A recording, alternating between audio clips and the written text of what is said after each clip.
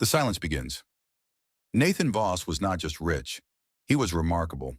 31, self-made, the kind of man who made Forbes covers look like yearbooks. His private jet cut through the clouds like it owned them, champagne uncorked, laptop glowing with tomorrow's empire. He was returning to New York from a conference in Zurich where he'd just closed a deal that would put his name above another skyline. He wasn't supposed to drive home from the airport. The driver was late. Nathan, impatient and always in control, took the wheel himself. Rain had just begun to fall, slow at first, then harder, like a warning unheeded. The limo black sedan slid through the city like a shadow. One missed turn, one flash of blinding headlights, a screech, a twist of metal, and then silence. When he woke, it was white above him, sterile, bright, quiet. Beeping machines replaced jet engines. A nurse noticed his open eyes, called for a doctor. Tests, light in the pupils. A slow, sinking realization. He understood everything. But when he tried to speak, nothing. Not a whisper, not even a breathy vowel. Just air and panic. The neurologist called it conversion aphonia.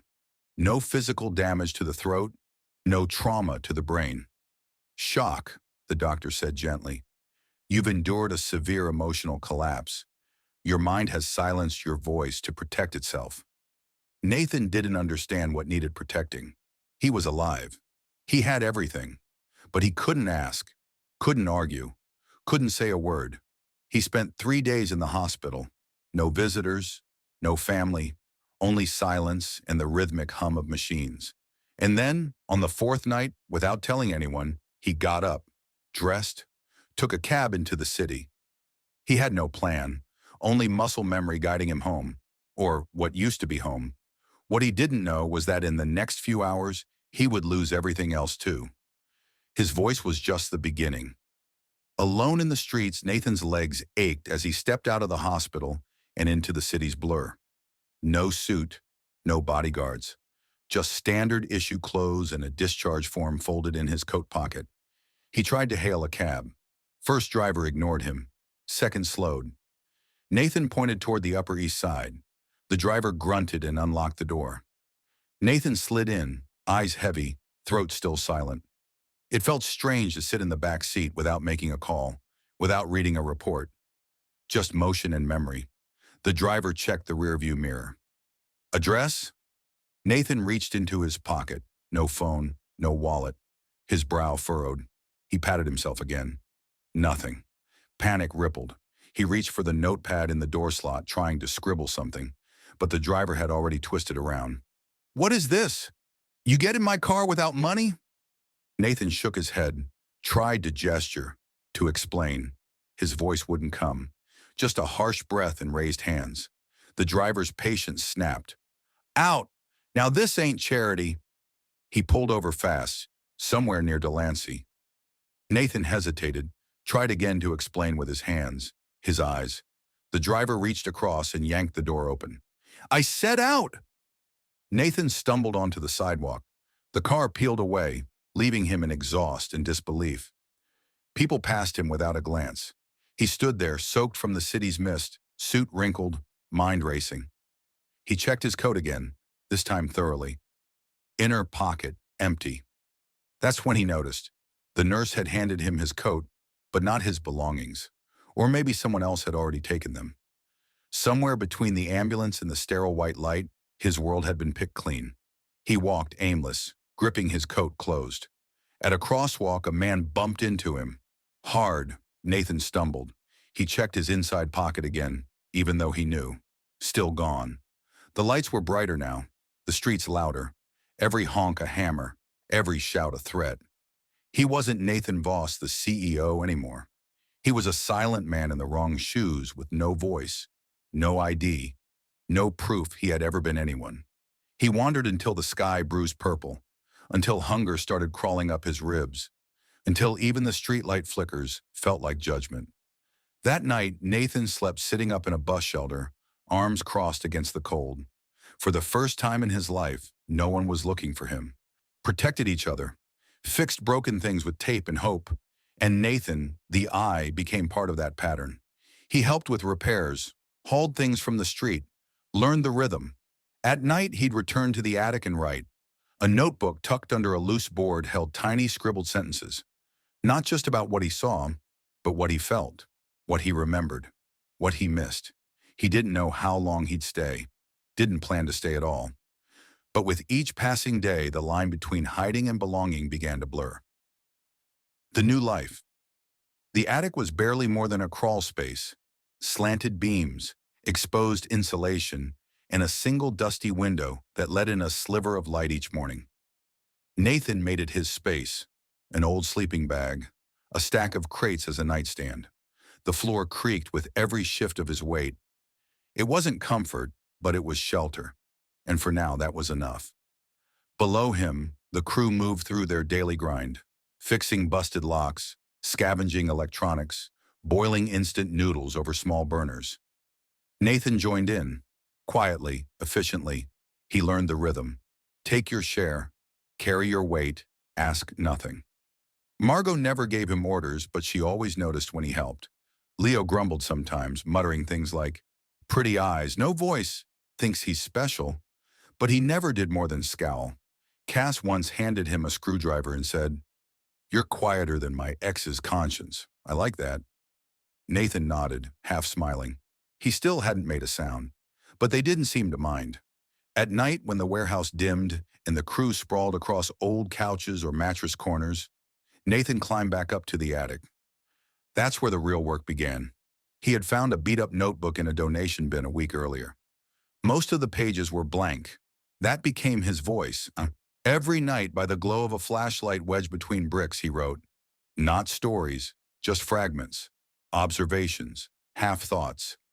Margot fixes broken radios the same way a surgeon handles bones. Lila's laugh sounds like someone remembering they're still alive. I miss the smell of espresso machines at 7 a.m. It wasn't just journaling. It was surviving, memory keeping, reminding himself that he was still someone, somewhere beneath the grime, the silence, and the borrowed name. Nathan Voss still existed. But he didn't write his real name. Not once. Even in ink, it felt like a lie. He had made a choice. Maybe not fully, maybe not forever. But in this warehouse, in this life, he wasn't a billionaire. He was the I, a man who watched, who listened, who repaired things when he could, and left the rest untouched. Each day began the same. Wake, help, fade into the edges. But something was shifting. In the quiet moments, in the warmth of shared meals and sidelong glances, Nathan felt something creeping in, belonging, and that terrified him more than being forgotten ever did. Her name is Lila. Nathan first noticed her by the way she carried warmth, not in what she wore or how she moved, but in how the room softened when she entered.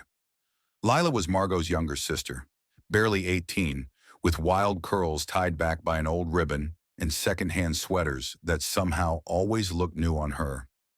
In a crew built on toughness and guarded silences, Layla was the unexpected kindness that held the edges together. She didn't talk much when others were around, but when it was just her and Nathan, she opened up like a book she'd read 100 times. The first time she sat next to him, she brought a novel tucked under her arm. "You don't talk," she said, sliding down the wall beside him. "That's okay. Words aren't everything." She flipped to a dog-eared page and began to read. Her voice wasn't perfect. She stumbled, paused, skipped lines. But there was something calming in the way she did it. Like she wasn't reading for him, or even for herself, but for something that needed to be spoken aloud to exist. Nathan didn't move. He just listened. That night she came back again, and the next.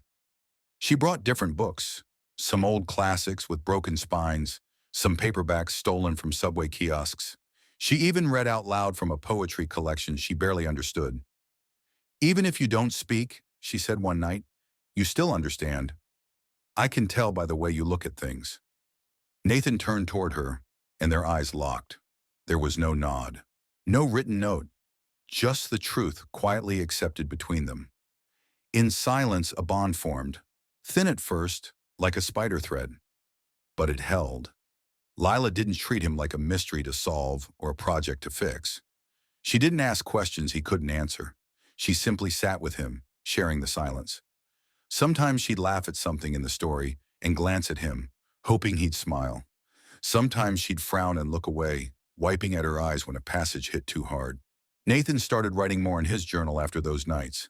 Not just about the crew or the things he missed, but about her. She reads like she's trying to rescue something inside the page. She speaks like she's not afraid of silence. She makes me feel like I'm not disappearing. He never showed her the notes. He wouldn't dare. But they became his favorite ones to write. In a world where his name meant danger and his voice had vanished, Lila became his calm. Not a savior, not a solution, just stillness. A quiet he didn't want to leave. Hearts without words. Nathan had never believed in the kind of connection that didn't need words. Until Lila. In the middle of chaos, in a building full of broken things and broken people, she was the only thing that felt whole. There were no declarations, no confessions, no neatly wrapped conversations. Just glances that lingered too long and silences that somehow said enough. Their time together was a series of moments stitched between noise. The morning sun spilling across the floor as she read to him from battered paperbacks. The quiet nods they exchanged when she passed him a bowl of soup. The way her shoulder sometimes brushed his as they sat in shared stillness. He started to notice everything about her. How she tucked her hair behind her ear twice when she was nervous. How she whispered lines from books even when no one was around. How her fingers traced invisible shapes on her jeans when she thought too hard. Nathan tried to capture those pieces of her in the only way he could, by writing. Every day he wrote her something. Not letters exactly. More like snapshots of feeling. You laugh like you forgot how to cry. The world sounds softer when you're near. If I had a voice, I'd waste it saying your name over and over. He folded them, slid them between the pages of his notebook, hid them under his mattress, sometimes even tucked one into a cracked brick in the attic wall. Dozens of them. Notes she'd never see. The idea of handing them over made his hands shake. What if she didn't feel the same? What if she pitied him? He couldn't bear to see her eyes change when they looked at him. So he watched her instead, watched how she poured warmth into this cold place, how she never mocked his silence, never treated him like less. In fact, she treated him like more, and that terrified him. One night she sat beside him with a book she'd already read 3 times. I like reading to you, she said softly. It feels like you're really listening, like better than most people who talk too much. He wanted to respond. His fingers twitched, his lips parted, but nothing came out, just that old familiar weight in his throat. So instead he smiled, a small, broken smile, but she saw it, and she smiled back. That night he wrote, "You make silence feel safe," and for the first time he tucked that note under the edge of her pillow. Getting involved. Nathan had spent weeks blending into the background. He swept floors, fixed what he could, kept his head down. The others still called him the Eye, like he was some ghost that drifted through their world. But all that changed one night, because of a door that wouldn't close. It started simple. Margot and the crew were whispering over an old blueprint, spread across the kitchen table. Nathan wasn't invited. He stood by the wall, quietly washing out a metal pot when he noticed it. One of the hinges on the back door was bent out of alignment. If left that way, it wouldn't lock, and someone could follow them. So like always, he stepped in to fix it. Just a screwdriver and a steady hand. But as he worked, he heard his name, or at least the name they gave him. "Hey, Margot called. You good with locks?" He paused, nodded slowly. "You ever cracked a keypad?" Nathan didn't answer, just turned to look at her, questioning. She tilted her head. "You're always messing with wires. You fixed Leo's burner phone in 5 minutes. Don't think I didn't notice." She slid the blueprint toward him. "This place has a digital lock. Leo's hands are too fat and Cass is colorblind. We need finesse." Nathan hesitated. He had no intention of getting involved. These weren't petty thefts. They were calculated hits. But Margot's gaze didn't waver. "It's not optional." And so that night, he found himself in the back of a dusty van, squeezed between bags of gear and the smell of cheap cologne. Cass handed him a headset. "You don't talk, that's fine. Just tap the mic once for yes, twice for no." Got it? Nathan tapped once. When they reached the building, a storage facility on the edge of Queens, the plan was already rolling. Leo kept watch by the van. Margot and Cass moved with practiced efficiency. Nathan followed them in, heart hammering against his ribs. Inside, the lock was exactly as described. An older model, glitchy wiring, easily overwhelmed by the right current. He'd seen hundreds of these in his corporate life, but never while crouched in the dark with gloves on, heart pounding, knowing that one false move could land him in jail, or worse. Still, he worked quickly, quietly, with precision. The keypad sparked once, then beeped. Unlocked. Margot raised her brows. Huh. Guess you're good for more than silent brooding. They were in. 15 minutes later, they were out. Van full of stolen tech. Nathan didn't speak, not with words, but his hands had said enough. Back at the warehouse, no one looked at him quite the same. Not just a mute anymore, not just a ghost. He was useful, capable, one of them. And as much as it scared him, part of him felt something that had been missing for months. Alive. Lila's suspicion. It started with small things. The way Nathan folded his clothes with precision. The way he held a pen, like someone who had signed a lot of papers, not just scribbled notes.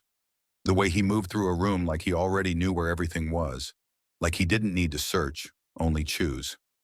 Lila noticed them all. She didn't say anything, not at first, but the questions began piling up in her mind, quiet and constant. Who was this man, really? Because he wasn't like the others. Not like Leo with his twitchy energy, or Margot with her firecracker confidence.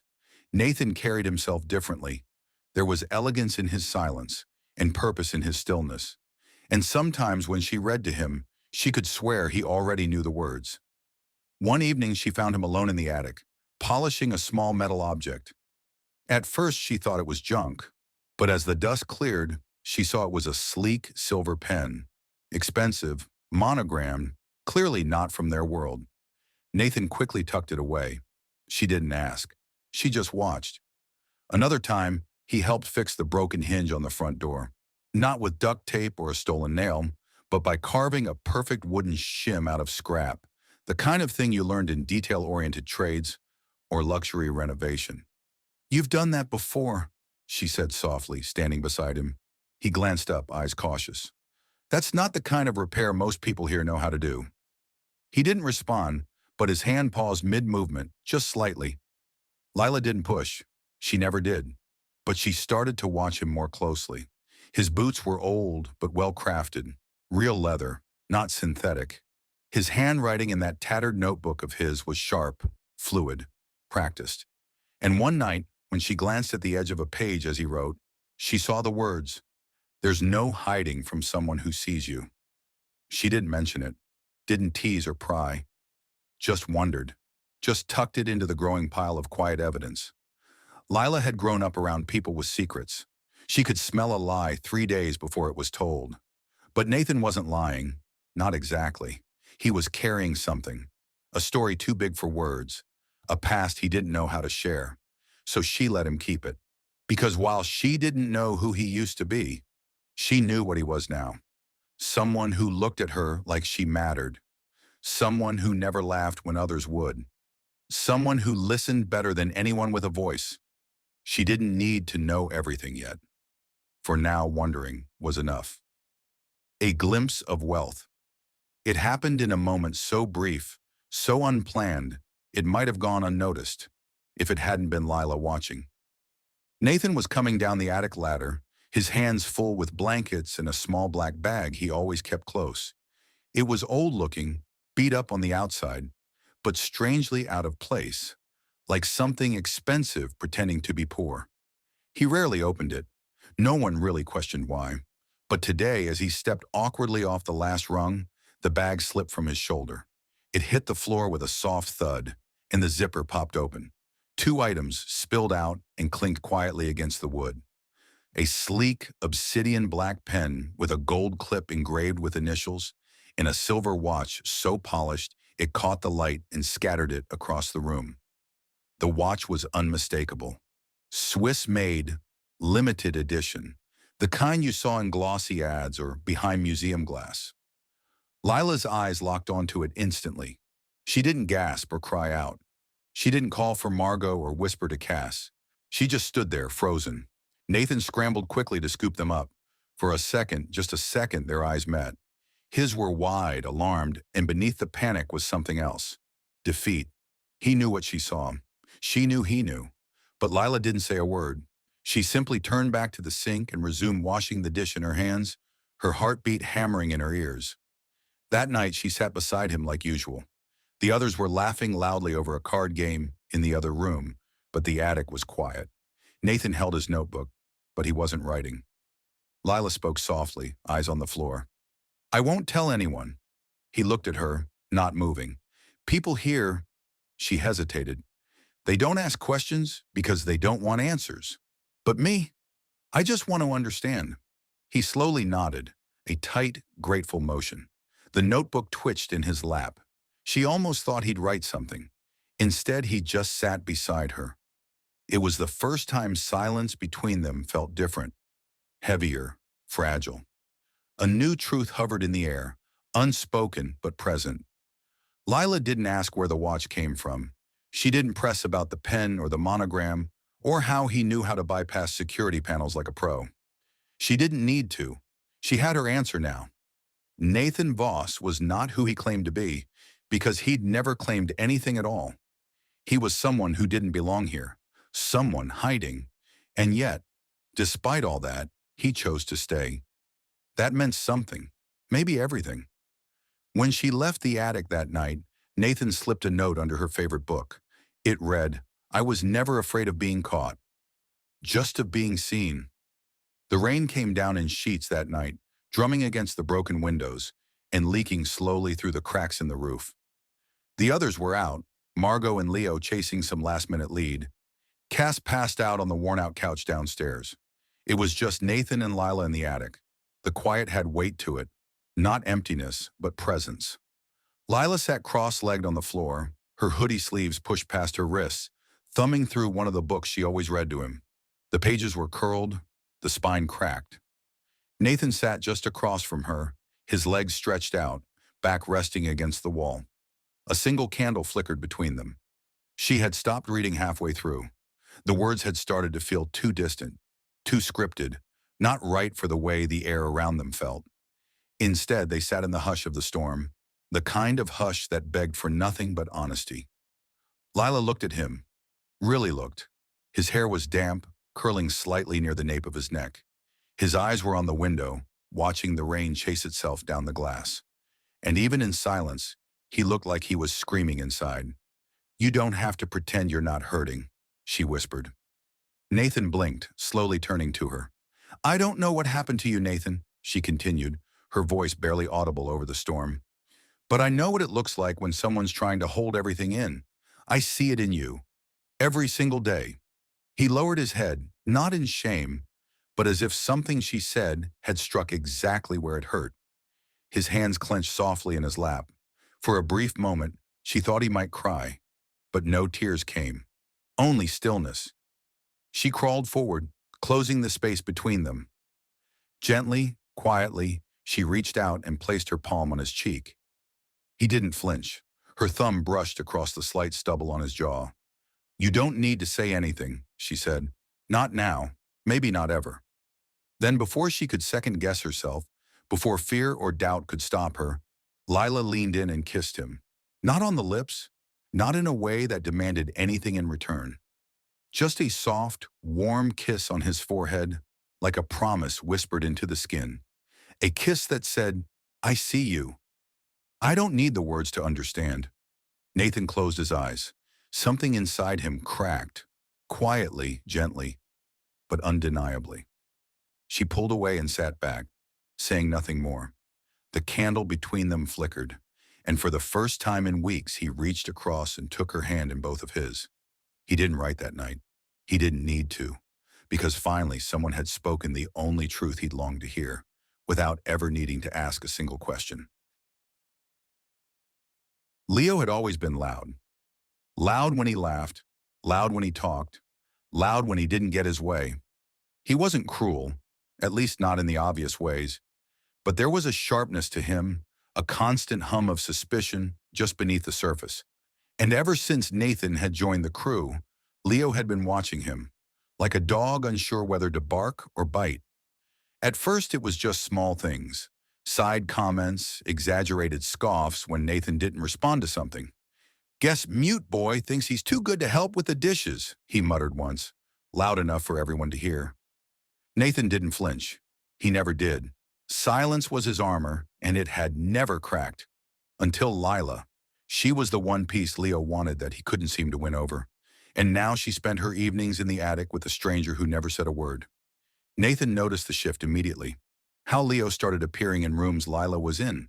How he laughed louder, sat closer, made little jokes just to make her smile.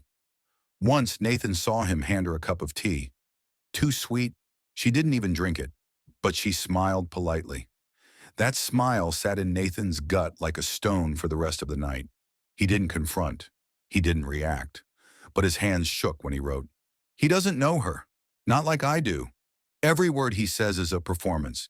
Every silence I carry is real. I don't want to fight, but I swear, if he hurts her. His notebook pages were starting to crumple at the corners from how hard he pressed the pen. He didn't show them to anyone, not even Lila. But the words spilled faster now. Jealousy had a way of breaking the dam. Leo wasn't stupid. He could feel the tension.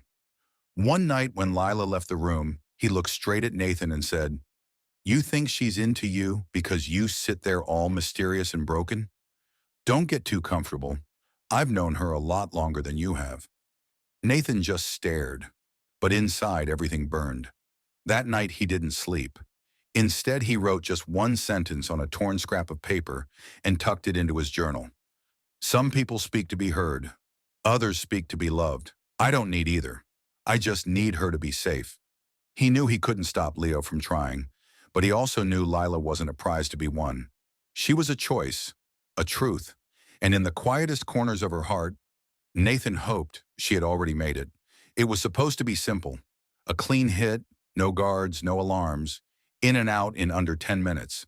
That's what Margot promised when she laid the blueprint across the kitchen table. An old pawn shop in Crown Heights. Nothing high-tech, nothing flashy. Just a week's worth of cash and a few untraceable goods. Enough to keep them going another month. Enough to keep Leo from starting another fight. But Nathan had a bad feeling. He tried to show it in the way he tapped the corner of the map, pointed to the back exit repeatedly. Margot brushed him off. "We'll be fine. Just stick to your role, I." That's what they all called him now. The eye. The one who watched. The one who noticed what others didn't. But sometimes even watching wasn't enough. They went in just after midnight. Rain slicked the streets. Lila was on lookout duty, her coat too thin for the chill. Nathan stayed near her, closer than usual. Leo was in charge of the back. Margot took the register. Cass worked the safe. For a few minutes, everything went according to plan. The bell above the pawn shop's door had been disabled. The cameras looped. Nathan watched through the cracked front window as Margot swept items into a duffel bag with cold efficiency. Then came the mistake. Cass tripped a silent alarm trying to break open a locked cabinet. No one heard it. No one except the night guard coming back early from his coffee break. Nathan spotted the flashlight first, its beam sweeping across the alley. He didn't think. He didn't hesitate. He grabbed Lila's wrist and pulled her down behind a dumpster just as the guard rounded the corner. Gun drawn. The next minute spun into chaos. Shouts. Footsteps. Leo swore. Margot screamed something unintelligible. The guard's voice cut through it all. "Don't move!" But Lila moved. Her head peeked up just a little too far, just as the guard panicked and fired. Nathan didn't think. He threw himself over her, shielded her with everything he had. The bullet grazed his shoulder, tearing through his jacket and skin like fire. He didn't scream. He couldn't. But his body collapsed forward, breath knocked out of him. The world blurred. The crew scattered. Cass dragged Margot. Leo bolted down the alley. And Lila? Lila stayed. She pressed her hands to Nathan's shoulder, sobbing as she whispered, "You idiot. You absolute idiot." Her voice cracked. "Why would you do that?" Nathan's eyes fluttered open. He didn't write. Didn't gesture.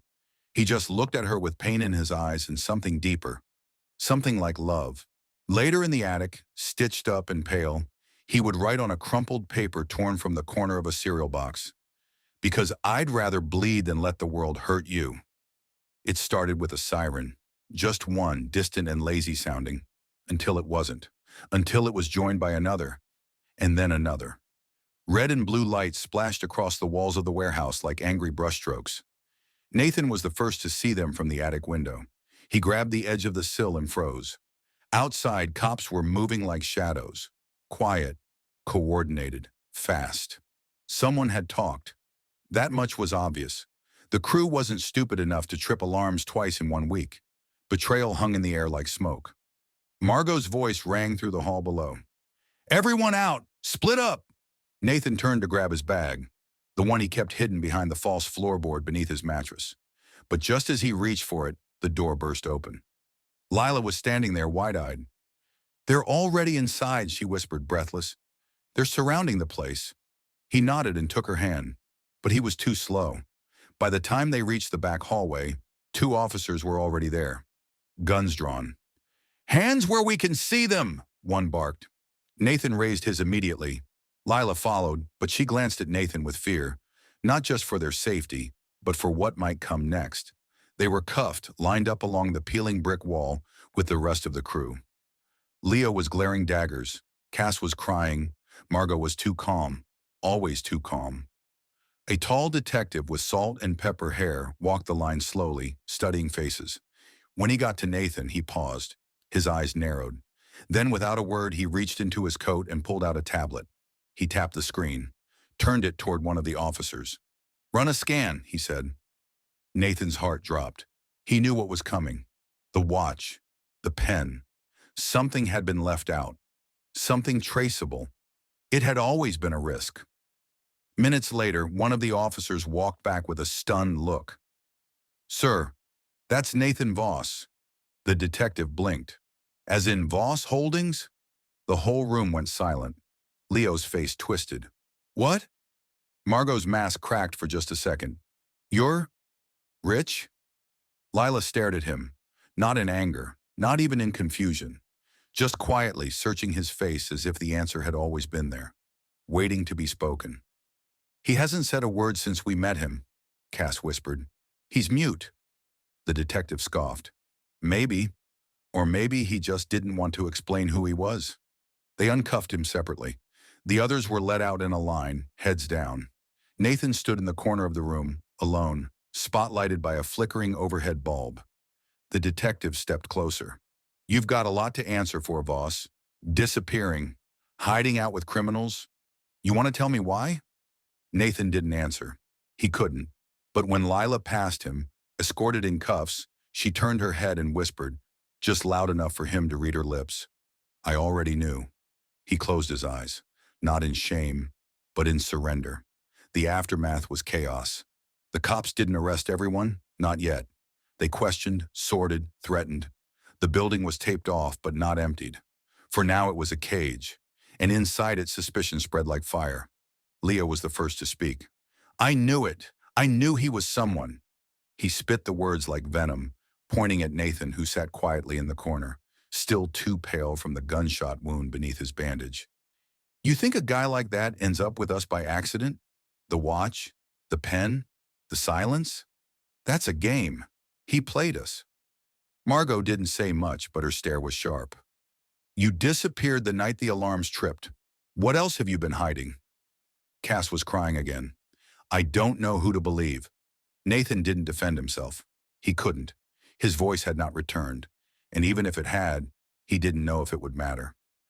Words were so small compared to everything left unsaid between them. And truth? Truth was fragile here, twisted, conditional. Leo stepped closer. "We could cut a deal. You know that, right? Cops are looking for him. What if he's worth millions? What if we trade him for our own freedom?" Margot tilted her head, calculating. "We're not criminals in their eyes. We're roaches. But you hand them a billionaire hiding in rags? Maybe they look the other way." Nathan stared down at the concrete floor. He didn't beg, but something in his eyes was breaking. Not because he feared prison, but because the place that had almost started to feel like a strange kind of home was now trying to sell him like property. And then, Lila stepped forward. No? Her voice was small but final. You're not doing this. Leo laughed. You gonna stop us, princess? Lila stood between Nathan and the others. You may not understand him, but I do. You think silence is weakness? He watched all of us, helped all of us, protected us, without saying a single word. And now you want to sell him like he's nothing? She turned to Margot. You always said we don't abandon our own. Well, now's the time to prove it. Nathan looked up at her. His hand trembled slightly as he reached into his coat pocket and handed her a note, crumpled and stained from days of wear. She unfolded it. It read, I didn't come here to hide. I came here because I had nowhere else to go. But I stayed because of you. Margot crossed her arms. Her jaw clenched, but her voice softened. Fine, he stays. But if the cops come back, he's on his own. Lila helped Nathan to his feet. Then we'll both be on our own. In the quiet that followed, something unspoken sealed between them. He couldn't say thank you. He couldn't say anything. But when she took his hand, he didn't let go. The attic was silent that night. No whispers from below, no creaks in the floorboards, just rain tapping lightly against the slanted rooftop and the soft shuffle of blankets as Nathan turned in bed, restless and worn. The events of the past few days weighed on him like bricks stacked on his chest. Betrayal, fear, Lila's defiance. Her voice still echoed in his mind, not as sound, but as warmth. He lay awake, staring at the rotting wooden beams above, thinking about everything he had lost, his voice, his identity, the empire he once ruled. But none of that hurt like the thought of losing her. Lila had been asleep beside the window, curled up in an old armchair with a book in her lap and a sweater far too big for her frame. She'd insisted on staying with him, ever since the others had turned. You're not alone, she'd said. Not as long as I'm here. He believed her, but something inside him was cracking. That night he broke. It started with the shaking, a quiet tremble in his hands as he tried to write, only to realize he couldn't hold the pen steady. The journal page was filled with half-formed thoughts, sentences scratched out before they even made sense. His chest felt tight, his vision blurred. He stood, stumbled, pressed his hands to the attic wall. Then he slid down and sat on the cold floor, knees to chest, breath coming in shallow bursts. Panic, helplessness, rage. Why couldn't he speak? Why did his body betray him when it mattered most? Why had life pushed him from the top of the world into the dirt, into silence, into someone unrecognizable? Tears ran down his face. He didn't fight them. He just let them fall, quietly, bitterly, completely. Then, bare feet, a rustle, and the gentle pressure of hands on his shoulders. Lila. She didn't ask questions. She didn't beg him to talk or explain. She just knelt beside him in the dark, her forehead touching his temple, her breath steady against his cheek. And in that stillness, in the rawness of that moment, something shifted inside him. His throat burned, not from screaming, but from silence, from months of unspoken thoughts backed up like floodwater. And then he whispered, Lila. Just one word. Software cracked, barely more than breath, but it was hers. She froze, pulled back slightly to meet his eyes. He was crying, still shaking, but his lips had moved. His voice, however broken, had returned. You said my name, she breathed. He nodded slowly. She laughed and cried at the same time, hands pressed to her mouth like she couldn't believe it. He reached for her wrist, pulled her hand away gently, and whispered again, clearer this time, Lila. And in that single word was everything he hadn't said. Thank you. I'm sorry. Don't leave. I need you. She threw her arms around him, held him tight, tighter than ever before. I'm here, she whispered back. Always. And for the first time in months, he believed it. It began with a letter, not written by Nathan, but addressed to him. Lila found it the morning after his voice had returned. While cleaning up the attic, folding blankets and stacking books, her hand brushed the edge of a weathered envelope buried beneath a loose floorboard. The name printed on the front made her stop cold. Nathaniel Voss. At first, she thought it might be some old document, something lost or discarded, but curiosity took over. She opened it slowly, fingers trembling. Inside was a statement, stamped and sealed, from a private investment firm. And then another, a clipped news article from 3 years ago. Tech visionary Nathan Voss acquires 82% of Voss Link Holdings. Photo included. She stared. It was him. Polished, clean-shaven, dressed in a suit worth more than anything she'd ever owned, standing beside board members, smiling but distant. More papers followed, property deeds, a passport, an old driver's license. His name was everywhere, and so was his money. Nathan Voss wasn't just someone. He was the kind of someone who made headlines, the kind of someone who disappeared without a trace. Lila sat back against the attic wall, the papers scattered around her like puzzle pieces she'd never meant to find. Her mind spun through the months they'd spent together, his quiet, his guarded expressions, the way he always watched more than he reacted. It all made sense now. The watch, the pen, the way he never flinched when things went wrong, like a man used to managing disasters, like someone trained to remain calm under pressure. He hadn't just lost his voice. He'd walked away from an entire empire. When he came back from the shower, hair still damp, she didn't hide what she'd found. She sat cross-legged in the middle of the attic, holding the license in her lap. Nathan froze. Lila looked up slowly, her eyes not angry, not hurt, just aware. "So," she said softly, "Nathaniel Voss?" He lowered his gaze. Shame flushed across his face like a shadow. He nodded once. "I thought I was crazy," she continued. "The way you held yourself, the way you never asked for anything, never begged, even the way you listened, like you'd spent your whole life giving orders and suddenly decided to stop." Still, he said nothing. "I'm not mad," she added more gently. I want to understand. Why leave it, all of it?" He hesitated, then stepped forward and knelt beside her. He reached into the pile of papers and pulled out his journal. Flipping to a marked page, he turned it toward her. A short entry, just 6 words. "I had everything, except peace."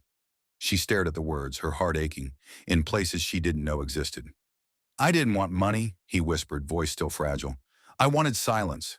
I wanted real." Lila didn't say anything at first. She simply reached out, picked up one of the papers, and carefully folded it shut. "Then let's keep it real," she said. "No more secrets." Nathan met her gaze, for the first time without hesitation, and in that quiet moment, the truth wasn't heavy anymore. It was shared.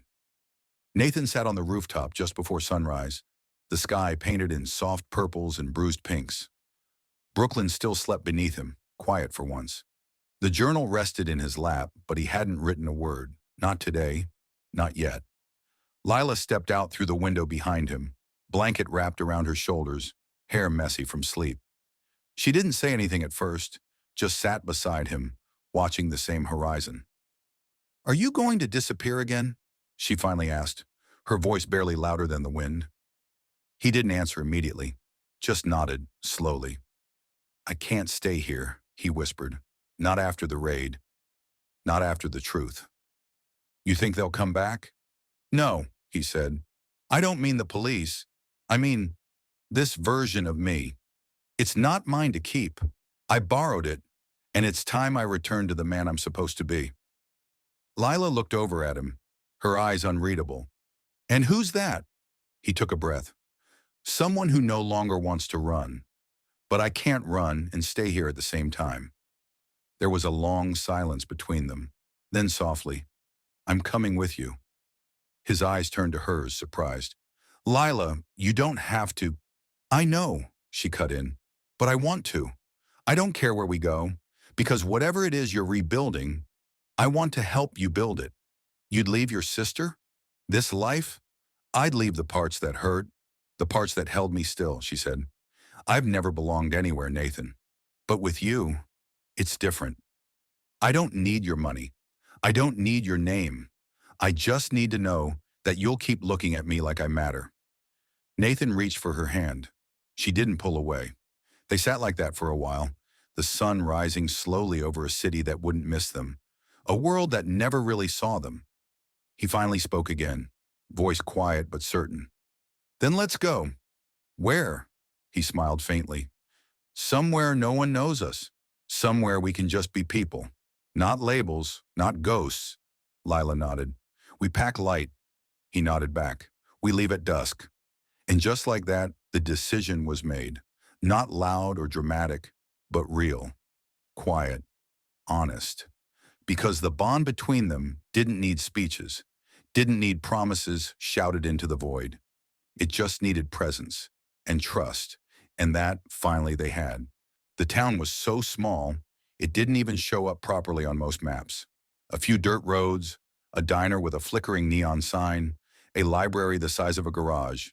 But it was perfect. Nobody there had heard of Nathan Voss.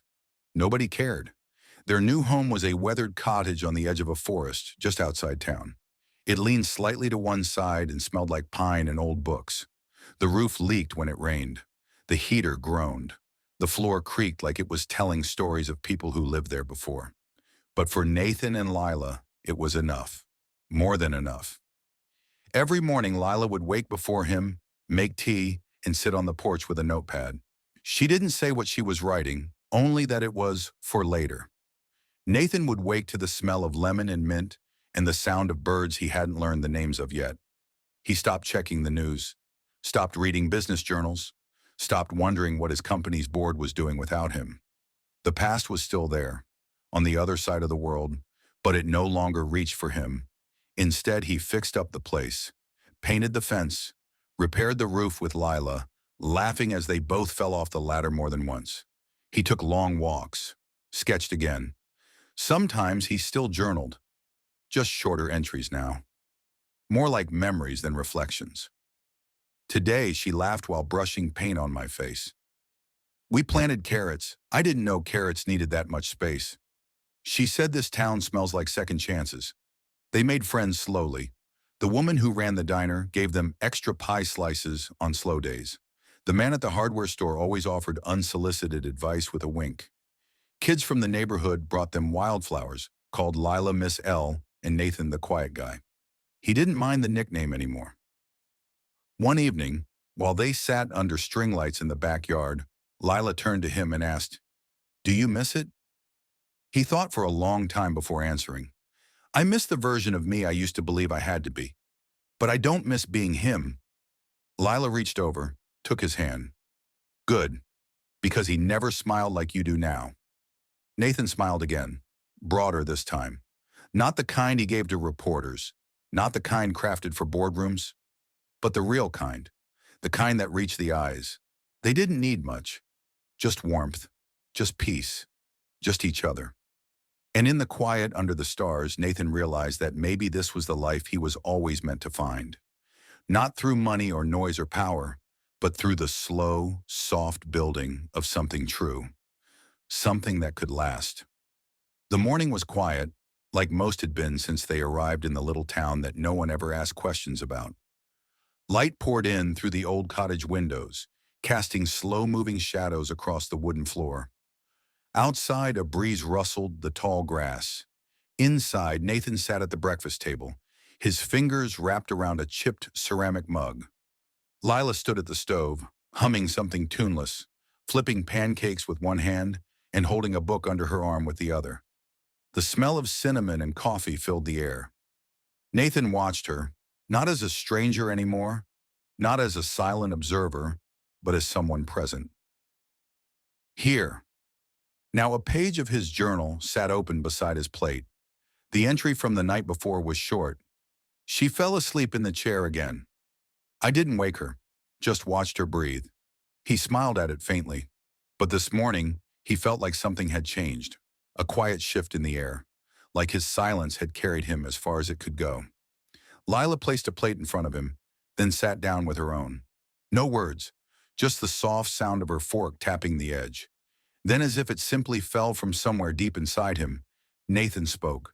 Just one word. Home. It came out steady, gentle, but certain. Lila froze, her fork in midair. She looked up slowly, as if she wasn't sure she'd heard it, But she had. He saw the emotion hit her, first surprise, then warmth, then a soft watering of her eyes. She didn't ask him to say more, didn't press. She just reached across the table and rested her hand on his. Her smile was all the answer he needed. Because it wasn't just a word, it was a declaration, a closing, a beginning. He had spent months, no, years searching for something, chasing silence, running from noise, drowning in the pressure of being someone he didn't recognize anymore. But here, in this little cottage with leaking pipes and wildflowers on the table, he had found it. Home, not a place, not a name on a building or a jet on a runway. It was the sound of Lila humming in the kitchen, the way she read aloud when he couldn't sleep, the weight of her head on his shoulder when they watched rain fall. It was her. Wherever she was, that's where he belonged. And as the morning sun filled the room and their hands remained joined across the table, Lila whispered, "Took you long enough." And for the first time in a long, long time, the silence inside him,